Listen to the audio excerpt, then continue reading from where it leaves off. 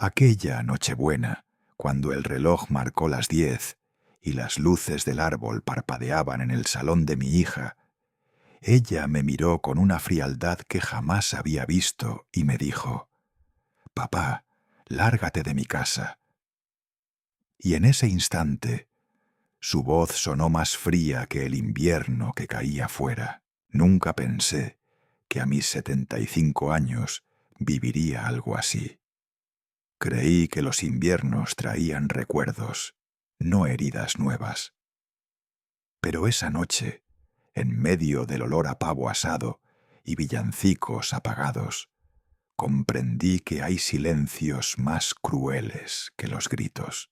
Había pasado todo el día preparando los regalos para mis nietos. 2 trenes de madera, hechos a mano en mi taller. No eran caros, pero tenían lo único que un abuelo puede ofrecer sin medida: tiempo, amor y un pedazo del alma. Conduje despacio por las calles de Valencia, donde las luces de Navidad parecían brillar más para los demás que para mí. Cuando llegué a la casa de Lucía, mi hija, respiré hondo. Hacía meses que apenas me llamaba. Pensé que quizá esa noche todo volvería a ser como antes. La puerta se abrió. No fue Lucía quien me recibió, sino Sergio, su marido. Traje caro, mirada altiva, perfume caro. Dijo sin mirarme: «Buenas noches, don Mateo. No esperaba verle tan tarde». Su tono sonaba más a reproche que a saludo. «Vengo a ver a los niños», respondí con una sonrisa que ya empezaba a temblar. Lucía apareció detrás de él. Llevaba un vestido rojo, elegante, pero sus ojos tenían la dureza del cristal. «Pasa, papá», dijo. «Tenemos que hablar antes de la cena». Aquella frase me heló más que el aire que entraba por la puerta. Entré al salón, donde el árbol brillaba con adornos que yo mismo había diseñado hace años, cuando Fiesta Viva era solo un pequeño taller, y ella, una niña que soñaba con pintar el mundo de colores. Sergio sirvió vino. Yo rechacé. «No bebo cuando conduzco», dije. Lucía colocó frente a mí una carpeta. «Documentos», pensé. No era raro. Ella llevaba las finanzas de la empresa. «Papá», empezó, «todos te queremos, pero tienes que entender que ya no puedes con todo esto. La empresa necesita una dirección nueva, moderna. ¿Y tú crees que no puedo dirigirla?», pregunté mirándola con ternura. «No se trata de poder», intervino Sergio, «sino de dejar paso. Es lo mejor para todos». Lucía abrió la carpeta y la empujó hacia mí. «Solo firma aquí», dijo. Levanté el papel. Mis manos temblaban, pero mis ojos leyeron con claridad. Cesión total de participación y derechos sobre Fiesta Viva S.L. La letra fría del abogado cortó mi alma como una cuchilla. «¿Y esto?», pregunté. «¿También te lo enseñó él?». Ella bajó la mirada un segundo. Luego me sostuvo la mirada con un gesto que no reconocí. «Papá, esto no es un robo, es lo que toca. No puedes seguir viviendo en el pasado. El pasado es lo que te dio el presente, hija», dije con voz baja. «Si hoy tienes algo, es gracias a ese pasado». Sergio se levantó. «Don Mateo, no lo tome así. Usted está cansado. Lo mejor es retirarse con dignidad». «La dignidad», respondí, «no se firma en un papel». El silencio que siguió fue largo, espeso, casi insoportable. Escuché el tic-tac del reloj del salón, ese que yo mismo colgué hace 20 años. Lucía suspiró impaciente. «Siempre igual. siempre creyendo que sabes lo que es mejor. Eres un obstáculo, papá. ¿No ves que estás arruinando todo lo que construiste?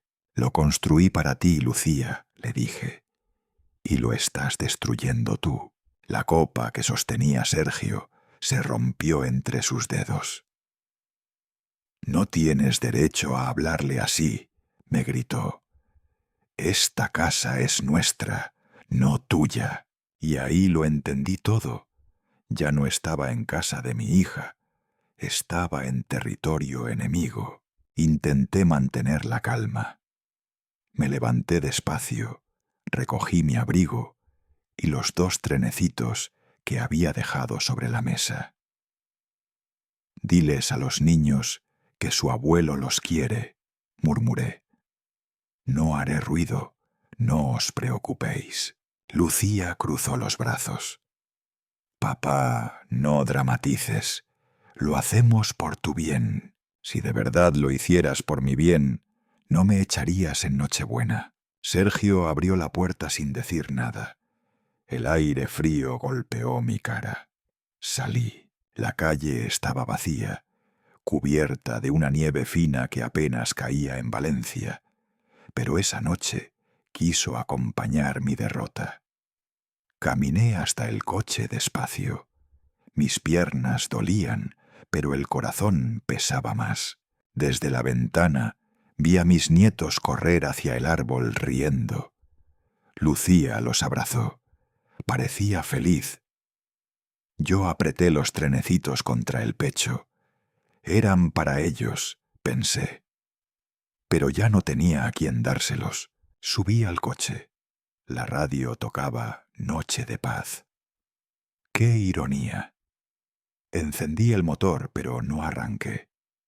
Miré mis manos arrugadas, las mismas que habían levantado paredes, pegado etiquetas, firmado nóminas, consolado lágrimas. Todo eso para esto.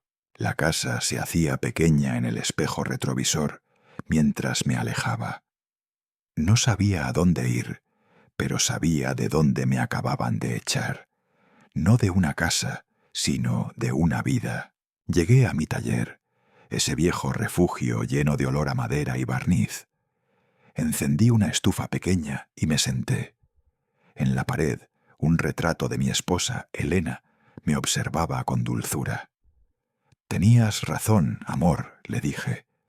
El dinero cambia a la gente, pero nunca pensé que cambiaría a nuestra hija. El reloj marcó la medianoche. Afuera, los fuegos artificiales coloreaban el cielo.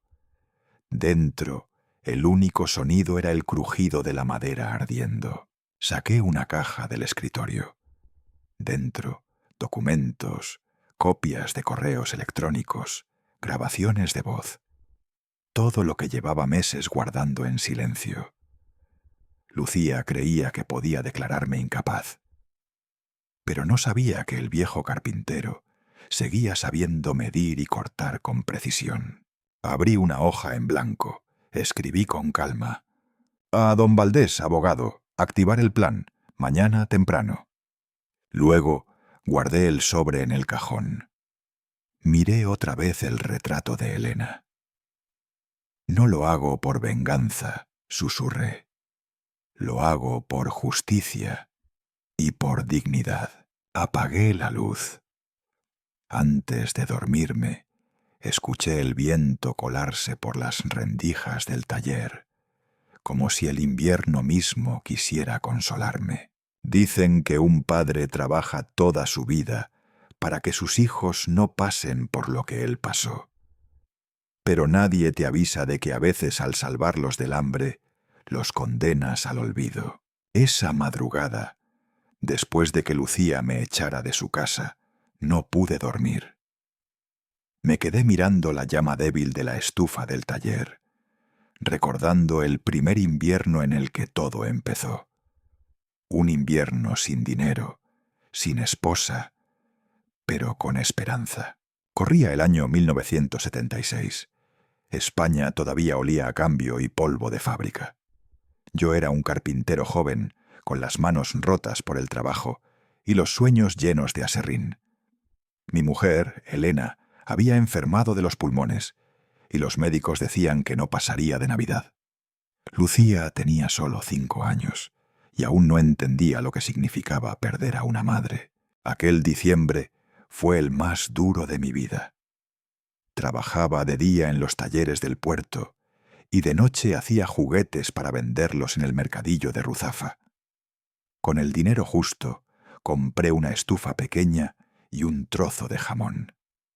Elena me sonreía desde la cama, débil pero dulce, y me decía: «Mateo, cuando yo no esté, prométeme que harás de Lucía una mujer feliz». No le prometí felicidad, porque eso no depende de uno. Le prometí algo más grande, que nunca le faltaría el pan ni el orgullo.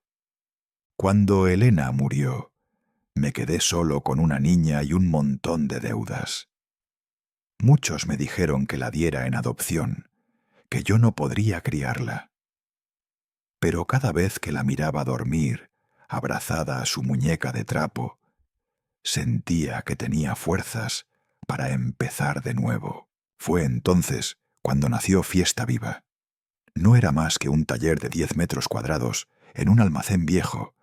Fabricaba guirnaldas, adornos de madera y figuras de Belén, todo a mano. Cada pieza llevaba horas y cada venta me sabía a milagro. Lucía pasaba las tardes conmigo, pintando los Reyes Magos con dedos manchados de pintura. Reía, cantaba villancicos falsos inventados por ella, y yo sentía que el mundo volvía a tener sentido.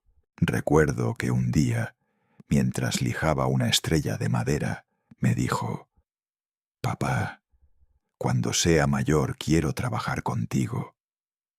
Le acaricié el pelo y le respondí: «Entonces, este taller será tuyo, pero tendrás que cuidarlo como si fuera tu corazón». Pasaron los años y el negocio creció. Me levantaba a las 5, abría el taller y trabajaba hasta que el sol se escondía. No había vacaciones, ni domingos, ni lujos. Solo madera, cola y sacrificio. A veces los vecinos se reían de mí. Decían que era un loco por seguir haciendo adornos cuando las tiendas ya los importaban de China. Pero yo sabía que las manos artesanas tienen un valor que ninguna máquina puede copiar: el alma. Con el tiempo, Fiesta Viva se convirtió en un pequeño éxito local. Vendíamos a tiendas de toda la Comunidad Valenciana. La gente reconocía nuestro sello, hecho con amor. Lucía estudiaba economía, y yo soñaba con verla algún día al frente de la empresa. Cuando se graduó, la llevé al taller y le entregué las llaves. «Esto ya es tuyo», le dije. «Pero no olvides, hija, el dinero no vale nada si no se gana con honestidad». Ella me abrazó, y por un momento pensé que Elena sonreía desde algún lugar. Durante años trabajamos juntos. Ella traía ideas nuevas, modernizaba la marca, abría redes sociales, buscaba clientes en Madrid.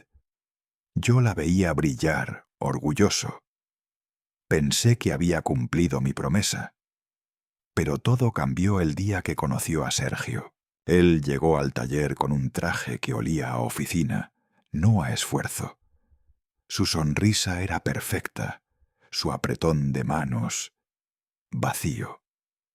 Desde el primer momento supe que ese hombre no conocía el valor del trabajo, solo el del poder. Pero Lucía lo miraba como si fuera el futuro. Dejó de venir al taller con la misma ilusión. Comenzó a hablar de productividad, optimización, eficiencia. Palabras frías, sin alma. Yo intentaba adaptarme, pero ella cada vez me consultaba menos. Hasta que un día me dijo: «Papá, tenemos que crecer. Quiero abrir una fábrica». Yo la miré y respondí: «¿Una fábrica? Pero hija, nosotros no vendemos plástico, vendemos emoción». Ella rió con ternura. «Eres un romántico», me dijo. El mundo ya no funciona así. Y quizá tenía razón.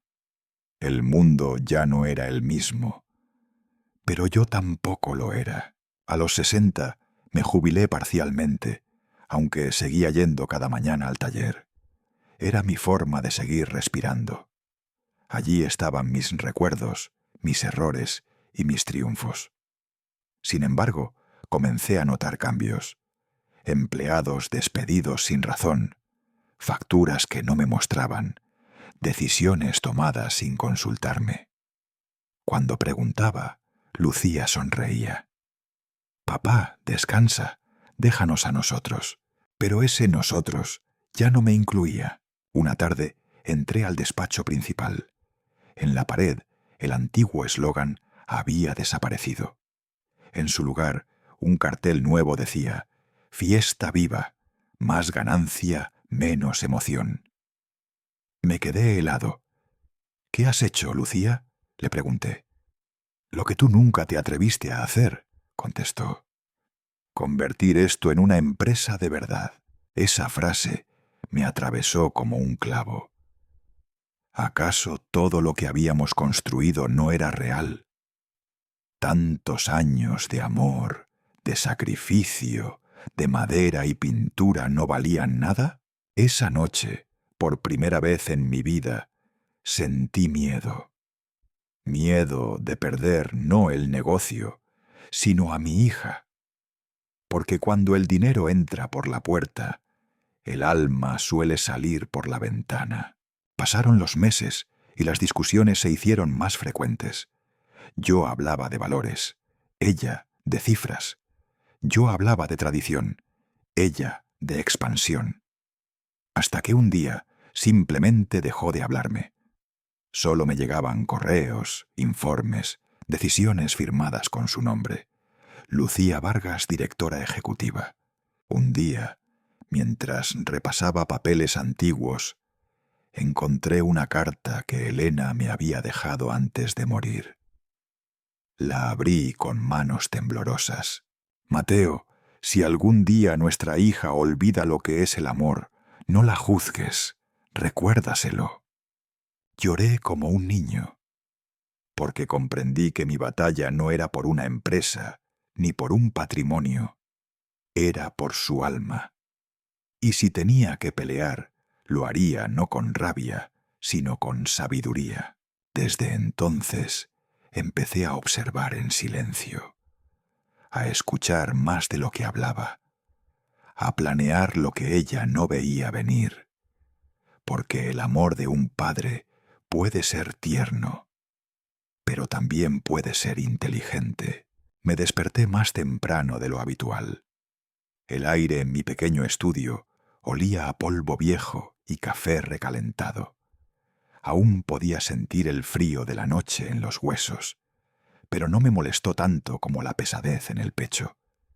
Desde que salí de aquella casa, no he vuelto a dormir profundamente. Cerré los ojos solo para ver la imagen de Elena bajando la mirada. Y a Tomás dándome esa palmada en la espalda, como si yo fuera un viejo cualquiera, no su padre. Aquel día decidí hacer algo que llevaba tiempo postergando: buscar los papeles del piso de la playa. Lo compramos juntos, Elena y yo, antes de que nacieran los niños. Estaba a mi nombre, aunque Elena siempre decía que quería dejarlo para ellos. Y yo estuve de acuerdo. Hasta ahora. Me puse la chaqueta más gruesa, metí en la mochila un bocadillo envuelto en papel de cocina y salí rumbo al archivo municipal. En el camino vi a una señora mayor empujando un carrito con cartones. Me detuve, le di el bocadillo y seguí caminando sin decir palabra. En otras circunstancias, quizá habría compartido unas palabras, pero ese día no tenía voz para consolar a nadie más. En el registro de propiedad esperé casi 2 horas. Nadie miró a nadie. Solo el murmullo de papeles, teclados y una televisión encendida sin sonido en la esquina. Cuando al fin me atendieron, la funcionaria me pidió mi DNI y buscó los documentos en su ordenador. Sí, aquí está el inmueble de la calle del Mar. Es suyo, a nombre de don Ernesto Salazar. ¿Está hipotecado?, pregunté, sintiendo un nudo en la garganta. No, señor, propiedad libre de cargas, pero... Ella frunció el ceño. Hay una nota reciente, una solicitud de cambio de titularidad. ¿Cómo? Sí, se inició hace 3 semanas. Hay un documento de autorización firmado. Me quedé congelado. Le pedí una copia. Al leer el nombre del autorizante, el corazón me cayó a los pies. Era mi hija, Elena. Había falsificado mi firma. O peor, habían usado la que firmé cuando me operaron. Adormecido y sin entender, salí del registro con la carpeta en la mano, como si llevara un ataúd. No de madera, sino de confianza. Mi hija, la que decía papá con dulzura, me estaba quitando incluso los recuerdos de mamá. Me senté en un banco frente al mar, el mismo mar donde enseñé a nadar a mis hijos, donde recogimos conchas con Carmen. Me vinieron a la mente aquellas tardes en las que cocinábamos sardinas en la terraza, riendo, contando historias. ¿Qué había pasado con todo eso? ¿En qué momento dejé de ser familia para convertirme en carga? Decidí llamar a mi abogado. Hacía años que no hablábamos. Me contestó con voz sorprendida pero amable. Ernesto, qué gusto oírte. ¿Todo bien? No, pero creo que estoy listo para defender lo poco que me queda. Le conté lo del piso, lo de la firma, lo de Navidad. Silencio. Luego me dijo algo que no olvidaré. Ernesto, no estás loco, estás dolido, y eso se arregla enfrentando, no huyendo. Quedamos para el lunes siguiente. Colgué, respiré, miré al mar, y por primera vez desde Nochebuena sentí algo parecido a decisión. Esa noche no dormí. Revisé todas las carpetas guardadas en una caja vieja. Recibos, contratos, cartas. Encontré una de Elena, escrita cuando tenía 10 años. Papá, cuando sea mayor, quiero que vivas conmigo para siempre. No quiero que estés solo nunca. Lloré, en silencio, como llora un padre que no sabe si su hija sigue siendo la misma niña de aquella carta. Al día siguiente fui a ver a Carmen, la madre de mis nietos, mi nuera. Siempre fue distinta a los demás. Me recibió con un abrazo inesperado. Te echábamos de menos, me dijo sin saber nada. Gracias, respondí tragando lágrimas. ¿Quieres ver a los niños? Asentí. Y cuando los vi corriendo hacia mí, gritando, «¡Abuelo Ernesto!», supe que aún no lo habían envenenado todo, que todavía quedaban raíces sanas en esta tierra rota. Me senté con Carmen en la cocina. Le conté parte de la historia, no toda. No quería cargarla con mis heridas. Solo necesitaba una mirada honesta. Y la tuve. ¿Sabes qué haría yo?, dijo. Les escribiría una carta, no para que te perdonen, sino para que no se olviden de quién eres. Volví al estudio esa tarde con el corazón menos duro. Me senté a escribir. Pero no fue una carta para Elena. Fue para mí. Una carta para recordarme que aunque me quisieran borrar, yo existo. Y tengo derecho a existir con dignidad. Y tú que me escuchas, ¿alguna vez has sentido que tu propia sangre te desconoce?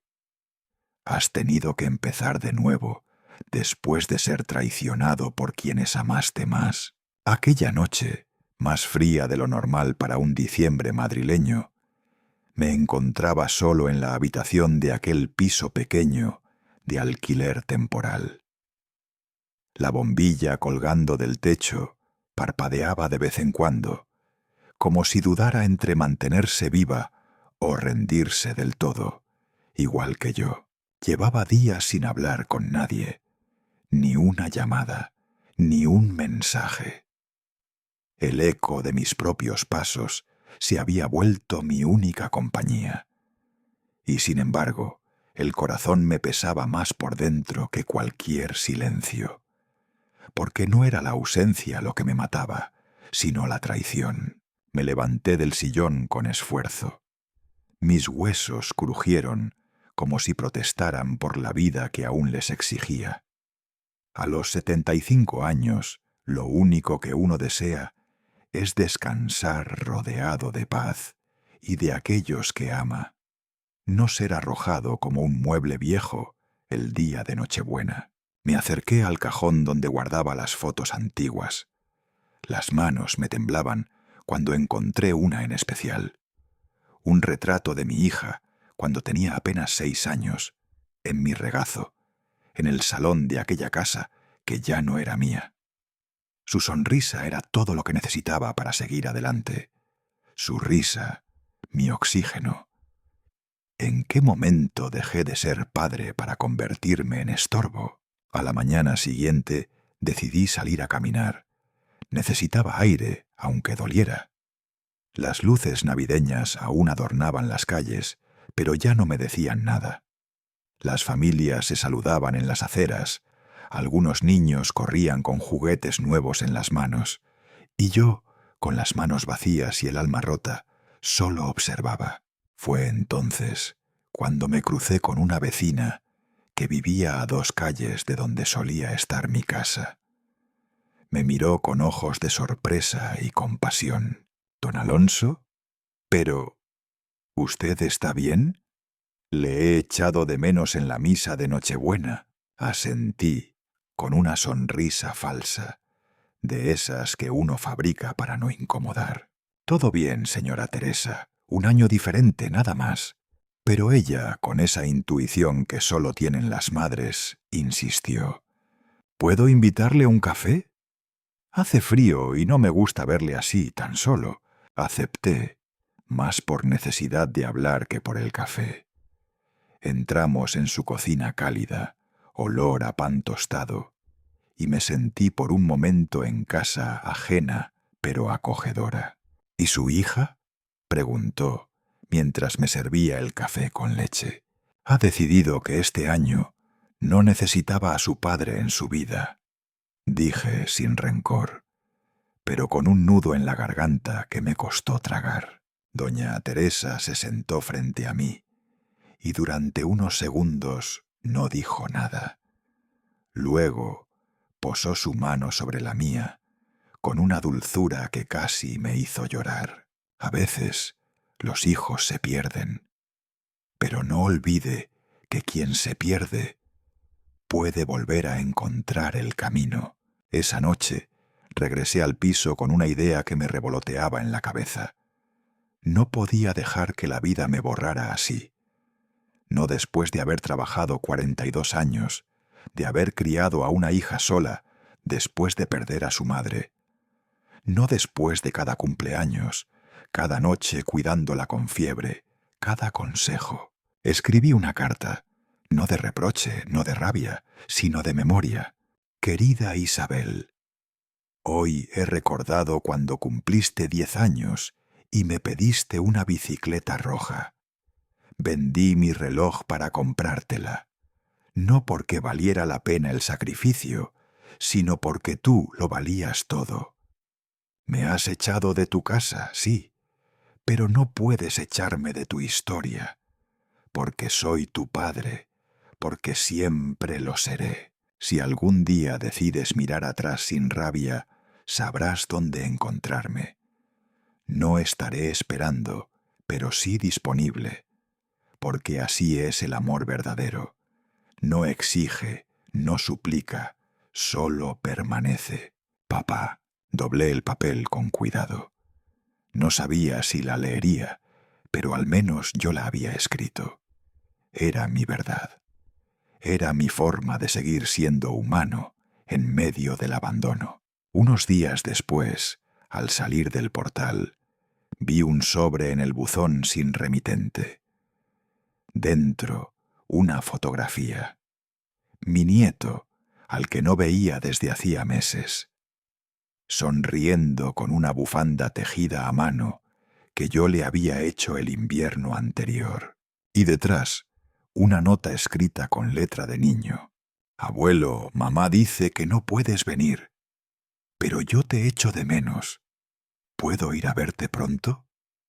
Las lágrimas me ganaron, no por tristeza, sino porque, incluso entre sombras, hay luces que no se apagan. Aquella noche dormí mejor, no porque el dolor se hubiera ido, sino porque ya no estaba solo, porque en medio de tanta distancia un lazo seguía vivo, y a veces un lazo basta para no rendirse.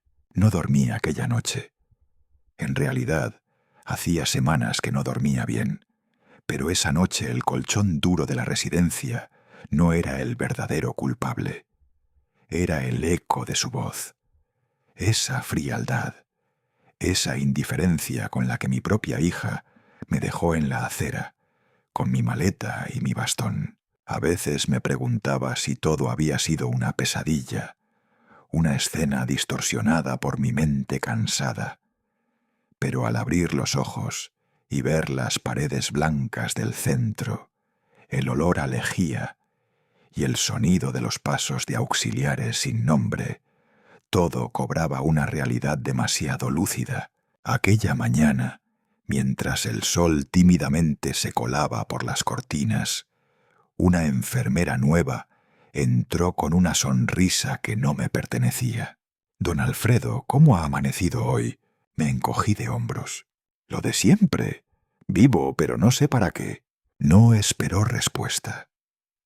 Colocó mis pastillas en la mesita, abrió la ventana y se fue con la misma rapidez con la que había entrado. Como todos, ese día, como cada miércoles, me tocaba rehabilitación. Mi pierna derecha, la que había sido operada 3 veces, ya no respondía como antes. Pero yo me arrastraba por los pasillos sin quejarme. No porque no doliera, sino porque ya no tenía a nadie que le importara si dolía o no. Después de los ejercicios, me dejaron en la sala común. Era amplia, con televisores encendidos siempre con el volumen demasiado alto, y abuelos que miraban al vacío.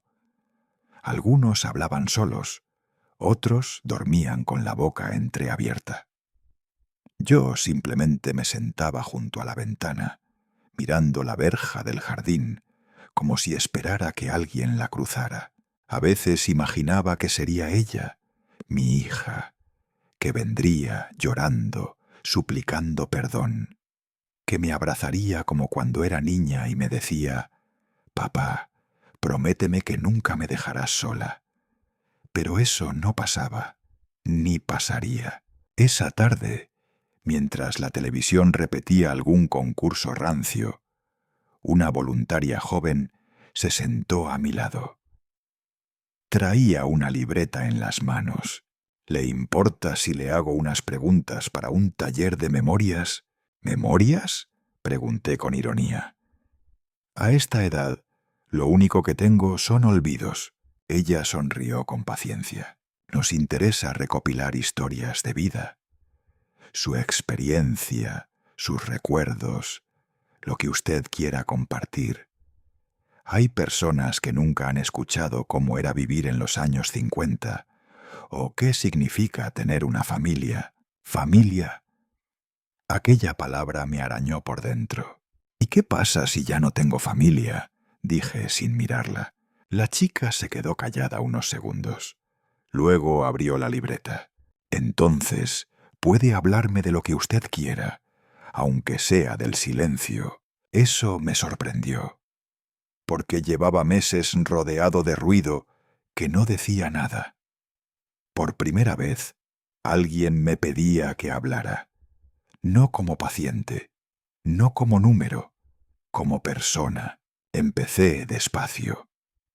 Hablé de mi juventud en Valladolid, de cómo conocí a la madre de mi hija en una feria bajo las luces del carrusel, de cómo lloré el día que nació mi niña, de cómo se me llenaban los ojos cada vez que corría hacia mí al salir del colegio. Hablé y hablé, hasta que noté que me dolía el pecho, no por la edad, sino por el nudo que llevaba ahí meses. La chica escribía con rapidez, de vez en cuando levantando la mirada y regalándome una sonrisa tímida. Cuando me detuve, ella me dijo algo que no esperaba. Su historia merece ser contada, don Alfredo. Tiene una fuerza que mucha gente necesita leer. Yo asentí, pero por dentro pensé, ¿y de qué sirve que otros la lean si mi propia hija la ha olvidado? Esa noche me costó conciliar el sueño, pero por otro motivo. Por primera vez en meses me sentía un poco menos invisible, como si mis palabras, al salir de mi boca, hubieran limpiado un poco la neblina que me cubría. A la mañana siguiente, mientras me ayudaban a vestirme, la directora del centro se acercó con cara seria. Don Alfredo, ha llegado una carta para usted. Eso ya era raro. Nadie me escribía. Abrí el sobre con manos temblorosas. Era breve. 2 frases escritas con trazo inseguro. Lo siento, papá. He cometido errores. Quiero hablar contigo. ¿Me dejas ir? Mi corazón dio un vuelco. Era ella. No había firma, pero no la necesitaba. Reconocería esa caligrafía aunque estuviera ciego. Mi hija, después de tantos meses. ¿Está todo bien, don Alfredo?, preguntó la directora. Asentí tragando saliva. No lo sé, pero quizá empieza a estarlo. No sabía si responder. No sabía si podía perdonar, ni siquiera si debía hacerlo. Pero durante días, esa carta me quemó los dedos. Leí y releí esas palabras hasta desgastarlas, y entonces me di cuenta de algo. No era por ella, era por mí, por lo que yo había sido, por lo que había dado, por todo lo que habían pisoteado, y aún así no me habían destruido del todo. Quizás merecía una conversación, no un abrazo, no una reconciliación de película, solo una charla, con un café por medio, mirándonos a los ojos. Porque si algo me había enseñado la soledad, era que uno podía vivir sin muchos lujos, pero no sin dignidad. Me desperté con la garganta reseca y el sabor amargo de una noche sin sueño. Desde que supe la verdad sobre lo de Marta, algo dentro de mí se rompió en silencio. No por la traición, sino por la imagen que yo mismo había alimentado durante tantos años, la de una hija frágil, buena, incapaz de herirme. Qué ciego fui esa mañana, mientras la luz del sol se colaba tímida por las persianas. Mi abogado me llamó. Don Francisco, la denuncia ha sido admitida a trámite, pero han reaccionado muy rápido.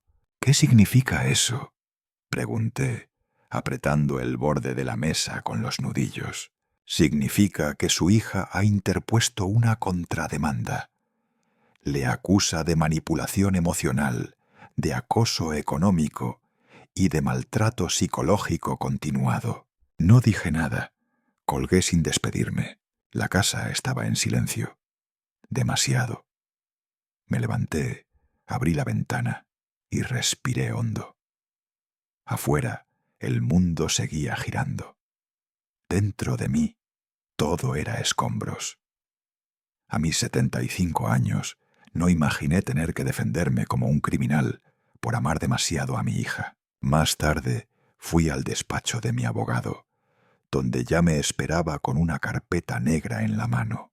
Han contratado a un bufete potente. Juegan sucio. Mira esto. Dentro había correos manipulados, testimonios de extrabajadores de mi antigua empresa, los mismos que Marta despidió cuando tomó el control, todos asegurando que yo ya no estaba en condiciones mentales de decidir nada. ¿Van a alegar incapacidad? Exactamente. Quieren que el juez declare que sufre usted de demencia senil. Si lo logran, no solo perderá el caso, lo perderá todo. Casa, pensiones, control de su patrimonio, incluso su credibilidad. Lo miré con una mezcla de resignación y dignidad. A estas alturas, ¿qué era lo peor que podían quitarme? ¿El nombre? ¿La historia? Ya lo estaban haciendo. Entonces tendremos que hacer ruido, le dije. Esa noche llamé a un periodista, uno de los pocos que aún me respetaban. Le conté todo. Le di documentos, grabaciones, correos. No era venganza, era defensa. A los pocos días, el titular apareció en la edición digital de El Confidencial. Hija de empresario, acusado de fingir parálisis para quedarse con la herencia. La historia oculta de un engaño familiar. El artículo explotó en redes. Algunos me aplaudían, otros me tachaban de monstruo. Marta no tardó en llamar. ¿Qué has hecho? Estás destruyendo mi vida. Yo solo he contado la verdad. Tú la construiste, hija. Yo solo estoy barriendo las ruinas. Colgó entre sollozos. Por primera vez no sentí pena. El juicio fue fijado para el mes siguiente, pero mientras tanto empezaron los golpes bajos. Un día, al llegar al supermercado, una mujer me escupió los pies. «Maltratador, eres basura. Tu hija debería haberte dejado en la calle». No respondí. ¿Para qué? Mi dignidad ya no necesitaba aplausos. La verdad no es un espectáculo. Sin embargo, hubo un gesto que lo cambió todo. Una tarde, al abrir el buzón, encontré una carta, sin remitente. Dentro había una fotografía. Marta, con unos 10 años, sentada en mi regazo. Sonreíamos los dos. Y un papel escrito a mano. Si en algún rincón de ti queda algo del padre que yo conocí, por favor, no me odies. Me temblaron las piernas. Me senté en el escalón de casa y lloré. No de rabia, no de venganza, de duelo, porque ya no era solo una batalla legal, era una guerra emocional. Y en esas guerras no hay vencedores. Decidí hacer algo inesperado. Fui a verla. Me presenté en su piso sin avisar. Me abrió su marido. Me miró con recelo. «¿Qué quieres?» «Hablar con mi hija. 5 minutos, nada más». Marta apareció al fondo, ojerosa, más delgada, como si la culpa la estuviera desnudando poco a poco. «Déjalo entrar», le dijo al marido. Nos sentamos en silencio. La miré. Me costaba reconocer a la niña que me llamaba papá con ternura. «Marta, aún puedes parar esto, no por mí, por ti, por la persona que algún día fuiste». Ella bajó la mirada. Se le humedecieron los ojos. «¿Y si ya no soy esa persona?», susurró. «Entonces que este juicio te sirva para recordarlo». Me levanté y me fui. No dije adiós.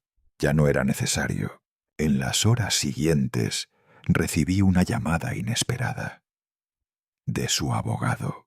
«Don Francisco, Su hija quiere llegar a un acuerdo. Está dispuesta a reconocer parte de los hechos si usted retira los cargos. Me quedé en silencio. No por sorpresa, sino porque por primera vez ella había dado un paso hacia la verdad. Hablemos, respondí. Los primeros truenos retumbaron en la distancia, como si el cielo también quisiera advertirme de lo que estaba a punto de suceder. Esa mañana desperté con una sensación distinta. No era tristeza ni rabia. Era una mezcla extraña de determinación y vacío, como si algo dentro de mí ya supiera que este día iba a marcar el final de muchas cosas. Me vestí despacio, con la torpeza de mis 75 años, pero con la dignidad de quien ha decidido no esconderse más. Antes de salir, tomé la vieja fotografía de Carmen y la guardé en el bolsillo interior de mi chaqueta. Aquella foto donde ella aún sonreía sin miedo al futuro. No sabía por qué, pero sentía que la necesitaba cerca. Cuando llegué al despacho de la notaría, Lucía ya estaba allí.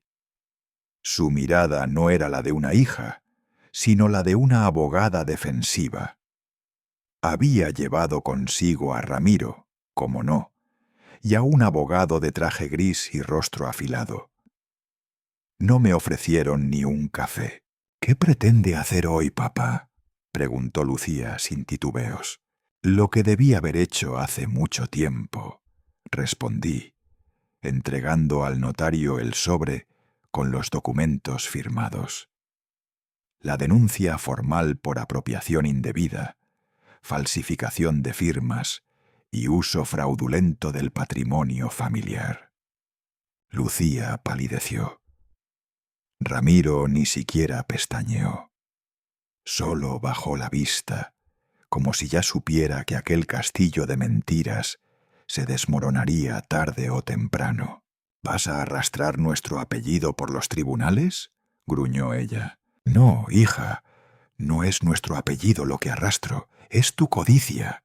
El silencio en la sala fue tan denso como la humedad del ambiente.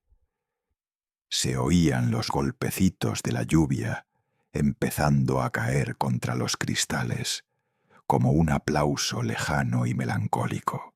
La tormenta estalló con fuerza mientras regresaba a casa. Caminé bajo la lluvia sin paraguas, con el alma empapada.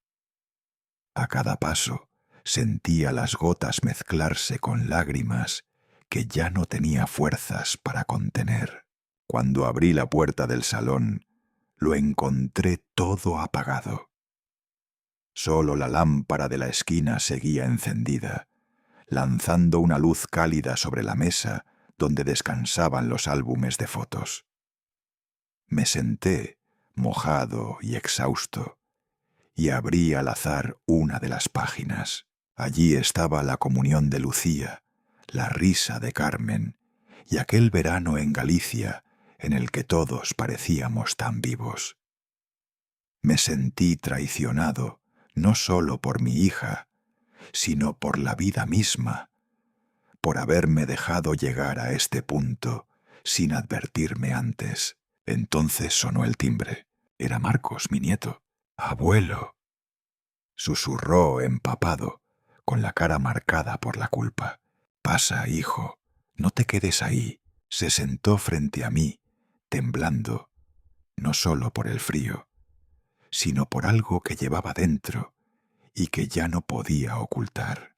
Lucía, mi madre, ella me hizo firmar cosas. Me dijo que era solo un trámite, pero ahora entiendo lo que era. Ella usó mi nombre para mover parte del dinero de la fundación a cuentas que no existen. Guardé silencio. No porque no me sorprendiera, sino porque sentía que si hablaba, la voz se me rompería. «Lo siento, abuelo, yo no sabía. Solo quería ayudarla, y ahora no sé cómo arreglarlo». Le ofrecí un pañuelo y le puse una mano sobre el hombro.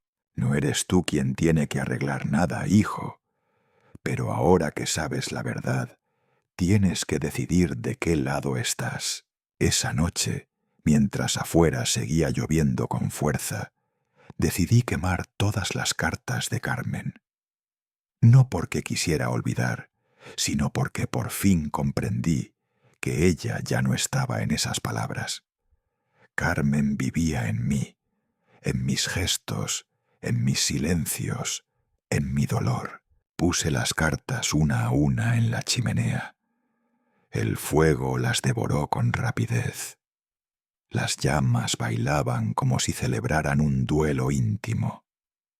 Cerré los ojos y me permití llorar por última vez. Pero cuando abrí los ojos, vi a Marcos de pie junto a la puerta, mirándome con algo nuevo en la mirada. Respeto. ¿Puedo quedarme esta noche?, preguntó. Claro que sí. Este siempre será tu hogar. A la mañana siguiente, la lluvia había cesado.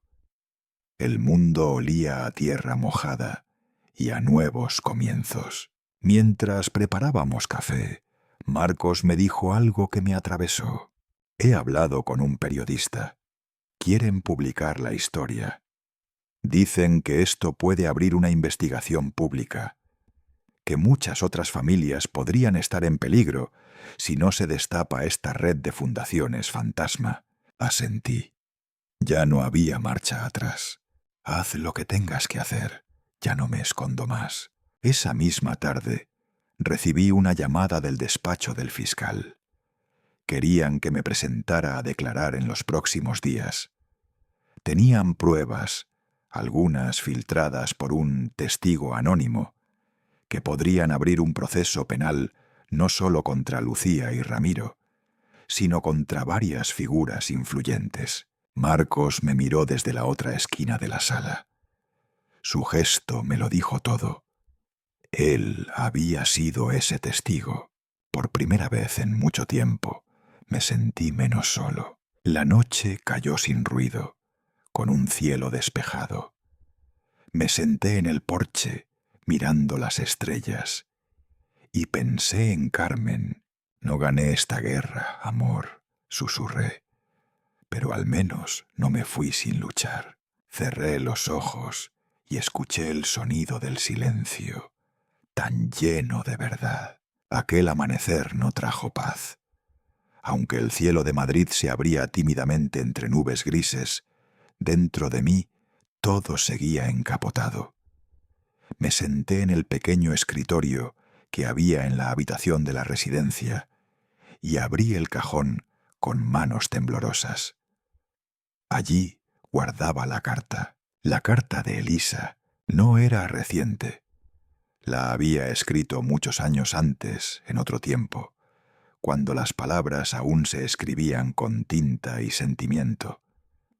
No supe de su existencia hasta hace pocos días, cuando la abogada me la entregó junto a otros documentos que mi hija, Soraya, nunca me había mostrado. El sobre tenía mi nombre escrito con aquella caligrafía curva y elegante que tanto la caracterizaba.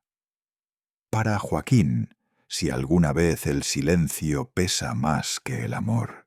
Me tomé unos segundos antes de romper el sello. Respiré hondo.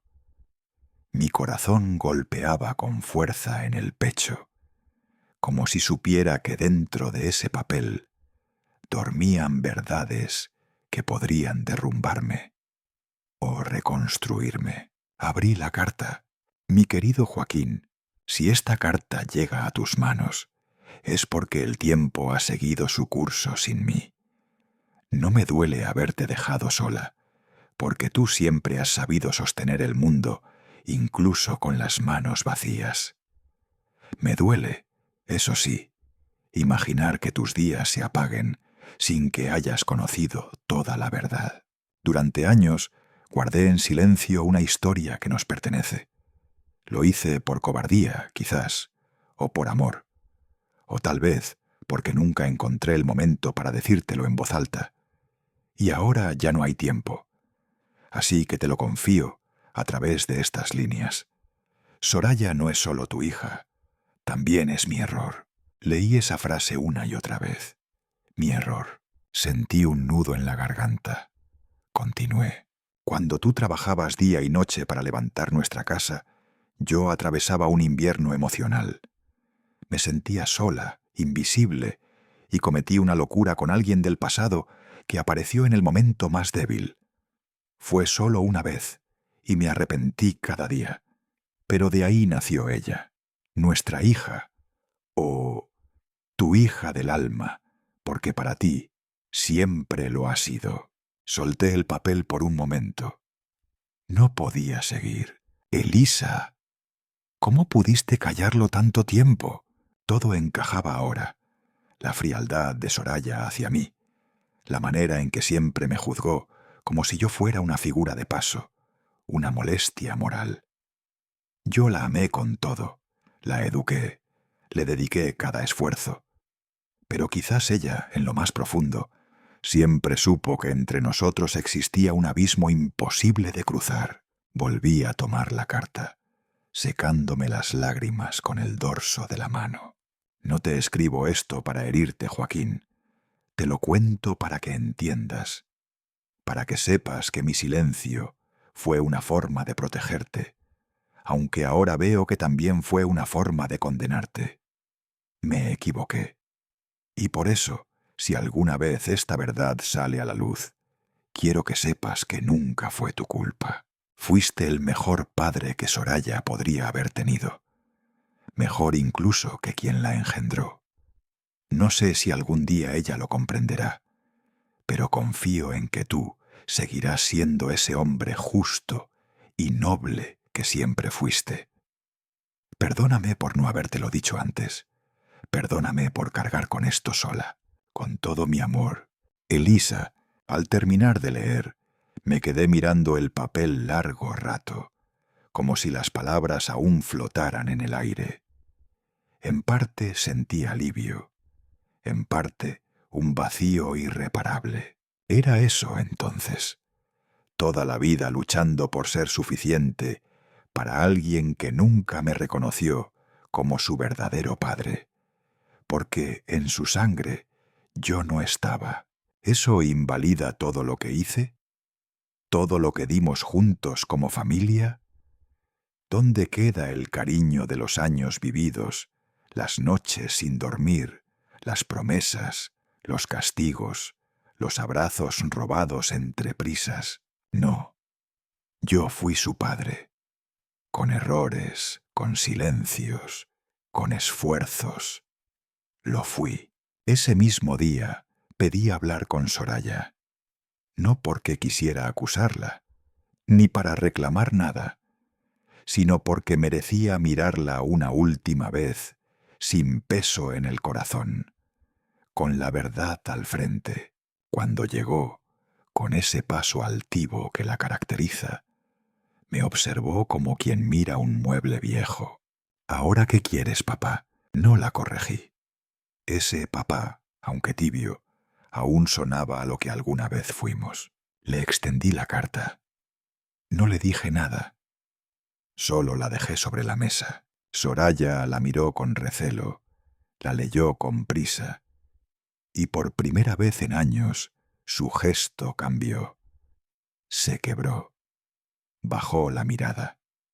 Se llevó una mano al rostro. No supe si era rabia, confusión o tristeza, pero no me importó. Ya no. «¿Sabías esto?», susurró ella. «Desde hace unos días», respondí con calma. «No te lo reprocho. Solo quería que lo supieras. No por mí, por ti». Soraya no dijo nada más. Se levantó y se fue. Dejó la carta sobre la mesa. Pero antes de cerrar la puerta, se giró y murmuró algo que no olvidaré jamás. «Aún así, tú sigues siendo mi padre». Y se fue. No lloré, no esa vez. Me senté, tomé mi bastón y caminé hacia la ventana. Afuera, los geranios del jardín florecían otra vez, como cada primavera. Y yo entendí por fin que algunas verdades, por dolorosas que sean, también pueden ser el principio de una paz que creíamos imposible. La mañana amaneció sin prisas, como si el sol mismo dudara en atravesar los cristales de mi ventana. A mi edad, los silencios ya no me incomodan, me acompañan. Pero ese día el silencio era diferente. No era de paz, era de espera. Desde que se destapó todo en aquella cena maldita, mis hijos no me han llamado. Ni un mensaje, ni un «papá, lo siento». Nada. La traición aún reciente sigue sangrando por dentro. Pero yo no buscaba venganza, buscaba entender. Me senté en la vieja butaca del salón, la misma donde solía dormitar tu madre mientras yo le leía en voz baja. Cogí el móvil con manos temblorosas y llamé. Primero a Andrés. Lo sentimos, el número al que llama no está disponible. Intenté con Ana. Lo mismo. Solo timbres y luego ese silencio tan moderno, tan frío, que dejan las máquinas. Al tercer intento, marqué el número de Clara. Ella, la más pequeña, la que siempre parecía tener un trozo de mi corazón guardado en el bolsillo. Sonó 2 veces, 3, 4. «¿Papá?» Su voz me quebró. No porque fuera dulce, sino porque sonaba a culpabilidad. «Hija, gracias por cogerlo». Hubo un silencio que pesó como un saco de años. No sabía si debía, no sabía si podías o si querías, ¿verdad? «Papá, no es tan sencillo. Mamá dejó muchas cosas sin resolver. Tú también te encerraste mucho cuando ella falleció. Y luego, lo de la casa, lo del testamento. Me incorporé un poco con dificultad. Clara, ¿me estás diciendo que vender mi casa, vaciar mis cuentas y meterme en una residencia sin avisarme fue culpa mía?» Ella no respondió al instante. «No, pero estábamos asustados. Pensamos que no podrías con todo, y me lo preguntasteis acaso. ¿Alguien tuvo la decencia de sentarse conmigo y decirme la verdad?» Otra pausa, una más de tantas. Yo no estuve de acuerdo con todo eso, pero no me escucharon. Solo firmé por miedo, porque creía que así estarías cuidado.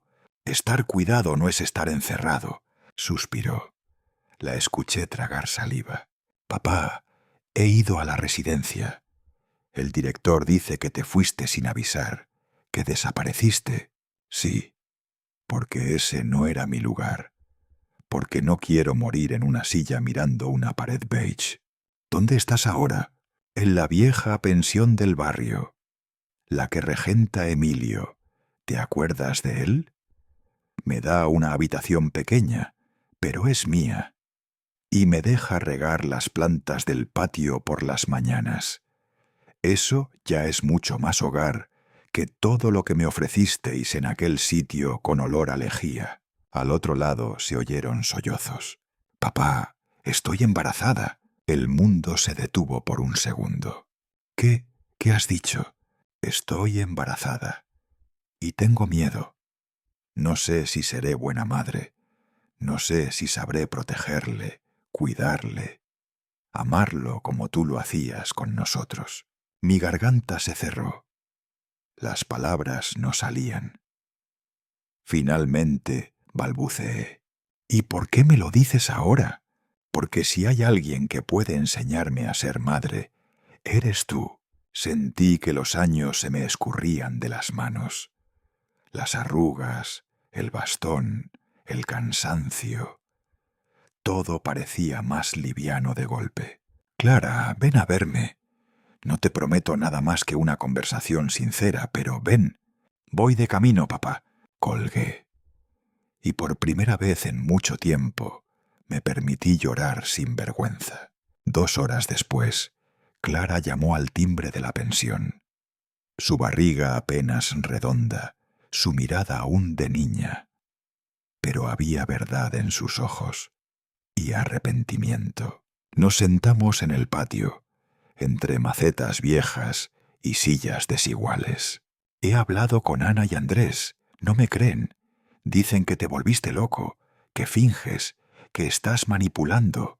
Déjalos. Ellos tienen sus fantasmas. Tú y yo tenemos otra historia que construir. ¿Crees que puedo hacerlo mejor, papá? ¿Que no repetiré lo que hicimos contigo? Solo hay una forma de no repetir errores: mirarlos de frente, nombrarlos y prometer no volver a pisar el mismo suelo roto. Ella tomó mi mano, la apretó con fuerza. ¿Y si nos venimos aquí los fines de semana? ¿Tú me enseñas a cocinar lentejas como mamá? ¿A coser botones? ¿A hablarle al bebé cuando aún no ha nacido? ¿Y tú me enseñas a vivir sin miedo?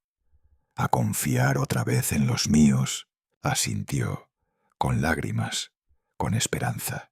Aquel patio gris se llenó de una luz nueva, no la del sol, sino la de los comienzos. Las campanas de la iglesia repicaban a lo lejos, como si marcaran no solo el paso de la hora, sino también el cierre de una etapa. Me encontraba sentado en el banco del parque, el mismo donde, décadas atrás, solía esperar a mi esposa los domingos por la mañana, tras misa. Ahora, a mis 75 años, me tocaba esperar otra cosa: el silencio. Pero por primera vez no era un silencio amargo, sino uno tranquilo, uno que no hería. La carta de Clara, la nieta que creí perdida en medio de los errores de sus padres, descansaba sobre mis piernas, arrugada por el uso, pero aún viva. La había leído tantas veces que ya podía recitarla de memoria.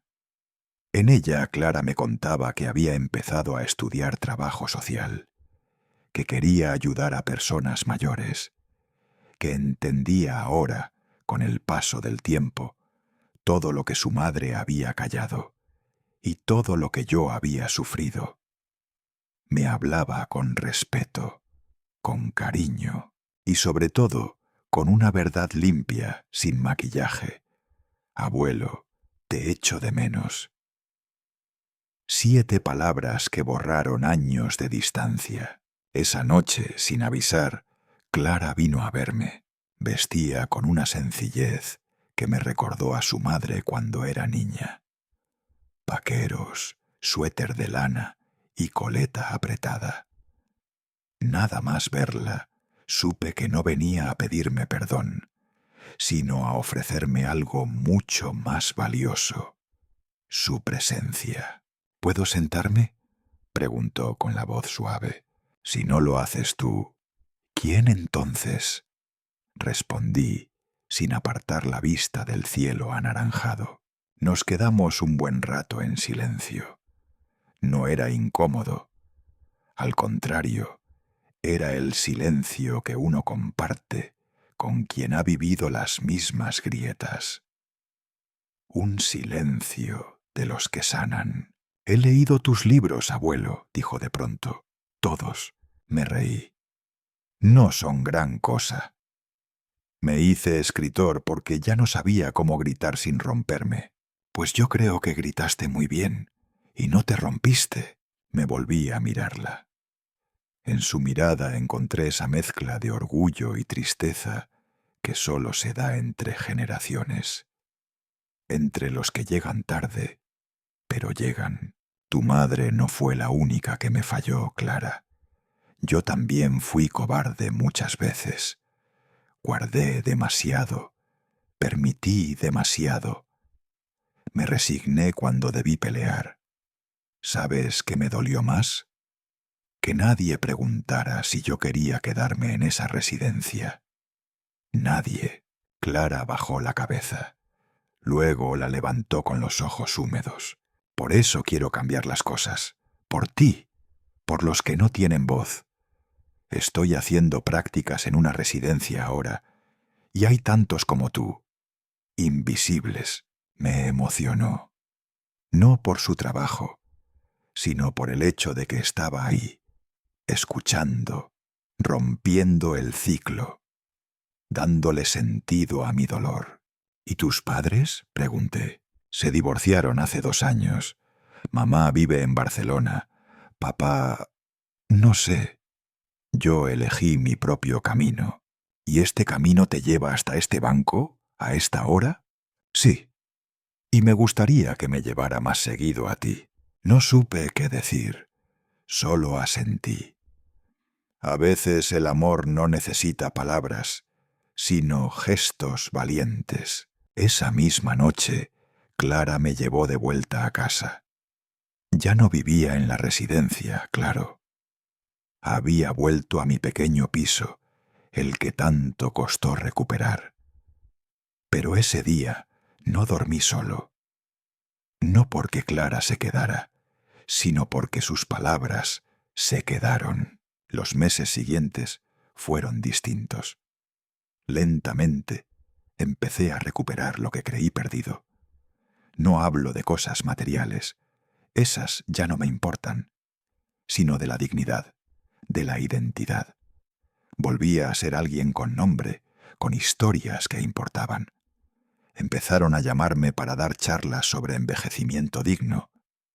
Mis artículos sobre la deshumanización en residencias se compartieron en redes.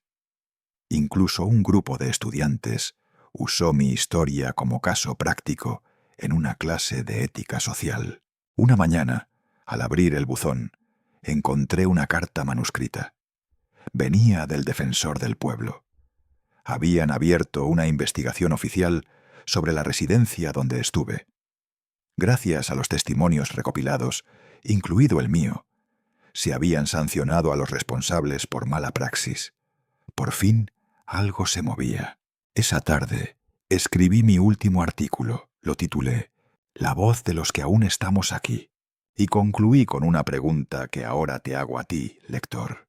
¿Cuántos mayores conoces que se han vuelto invisibles para su familia? ¿Cuántos de ellos viven cerca de ti, pero lejos de todo?